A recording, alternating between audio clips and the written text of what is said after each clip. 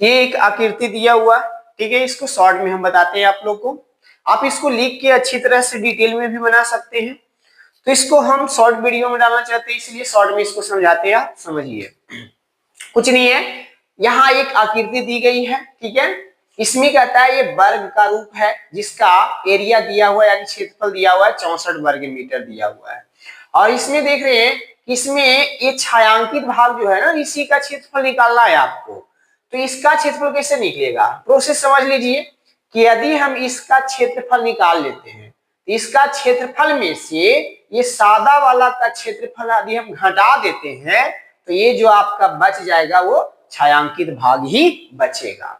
तब बात आया कि सादा भाग कैसे निकलेगा इसका एरिया। तो ये देखने में लग रहा है कि आकृति क्या है, अर्धवृत्त है, इधर भी अर्धवृत्त है, ऊपर भी अर्धवृत्त है, तो 2 गुना अर्धवृत्त का क्षेत्रफल इसमें से पूरे में से हम घटा देंगे, तो छायांकित भाग का क्षेत्रफल निकल जाएगा। तब बात आया कि वृत्त में त्रिज्या होती है, तो त्रिज्या आपको पहले निकालना पड़ेगा। तो ये मान लीजिए कि इसका ये केंद्र है, ठीक है, तो इसका हम पहले त्रिज्या निकालेंगे। शॉर्ट में समझिए, ये बोल दिया है कि ये क्या है, एक वर्ग है। तब वर्ग का क्षेत्रफल 64 है, तो वर्ग का क्षेत्रफल होता है भुजा स्क्वायर। तो जब भुजा स्क्वायर है तो उसका जब वर्गमूल निकाल देंगे, क्षेत्रफल दिया हुआ है तो वर्गमूल निकालेंगे तो उसका भुजा निकल जाएगा। अब वर्ग के चारों भुजा आपस में बराबर होता है। 64 का वर्गमूल कितना होता है, 8 होता है, तो ये 8 मीटर हो जाएगा, ये भी 8 मीटर हो जाएगा, ठीक है, ये भी आपका कितना हो जाएगा 8 मीटर, ये भी कितना हो जाएगा 8 मीटर। तो इधर से हमको काम नहीं है, इधर से मतलब है। तो देखिए जब ये 8 आ गया तो खुद सोचिए आप कि यहां से यहां 8 आया, ये टोटल मान आपका 15 है, और यहां से लेकर के यहां तक 8 है, तो 15 में से 8 घटाएंगे तो देखिए यहां से यहां तक कितना आ जाएगा 7 मीटर आ गया, 7 मीटर। अब हमको क्या चाहिए देखिएगा, तो अर्धवृत्त का क्या कहलाएगा, व्यास कहलाएगा। हमको चाहिए क्या, रेडियस यानी त्रिज्या चाहिए। तो रेडियस जो होता है, त्रिज्या जो होता है वो व्यास का आधा होता है। तो डायरेक्ट हम एरिया निकाल लेते हैं, समझिएगा क्षेत्रफल यानी इस आकृति का क्षेत्रफल।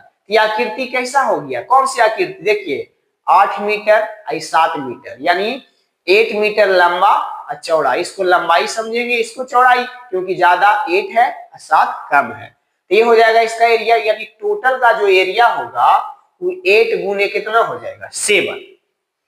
जब 8 गुने 7 कीजिएगा तो टोटल का मान निकल गया। हमको ये सादा वाला भाग हटाना है, तो माइनस कर देंगे, तो 1 बटा, देखिए माइनस कर देंगे तो इसमें के गो सादा भाग है, 2 गो, तो 2 से गुना कर देते हैं। या तो आप हाफ मिला के एक वृत्त का क्षेत्रफल लगा के भी आप घटा सकते थे। अब ये हाफ अर्धवृत्त का क्षेत्रफल होता है 1/2 पाई आर स्क्वायर। 1 बैठा दीजिए, 8 सटे 56, माइनस 2 से 2 कैंसिल आउट, पाई का मान लेना है आपको 22/7। आर का मान देखिए, ये पूरा व्यास है, तो त्रिज्या हो जाएगा कितना, व्यास का आधा 7/2। तो 7/2 जो होगा, यहाँ स्क्वायर है, इसका मतलब 2 टाइम्स होगा, 2 बार होगा, 7/2 काट दीजिए। 7 से 7 कैंसिल आउट हो गया, यहाँ आप 2 से इसको काटिएगा तो 11 टाइम्स कट जाएगा, तो ये हो गया आपका 56 होगा, 11 सते 77 बटा कितना होगा 2, ये हो गया 56 माइनस 77 में 2 से डिवाइड कर दीजिए, या एलसीएम लेके डिवाइड कीजिए, बात एक ही पड़ेगा। तो 77 का हाफ जो होता है वो कितना होता है 38.5 होता है। अब इसमें से आप इसको घटा दीजिए, इसमें से इसको घटाएंगे तो आंसर आ जाएगा 17.5 मीटर स्क्वायर। तो कौन सा ऑप्शन हो जाएगा, बी ऑप्शन, ठीक है। तो ये हो गया इसका आंसर।